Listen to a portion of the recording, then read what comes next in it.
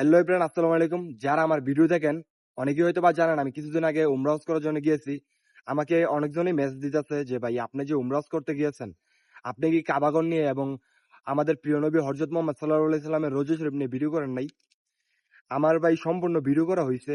মানে আমি কাবাগরের সামনে যাওয়ার পর আমি একটা জিনিস অনুভব করলাম, মানে মানে কাবাগর এবং আমাদের প্রিয় নবী হযরত মুহাম্মদ সাল্লাল্লাহু আলাইহি সাল্লামের রওজা শরীফ নিয়ে মানে ভিডিও করার মতন জ্ঞান এখনো আমার অর্জন হয় নাই।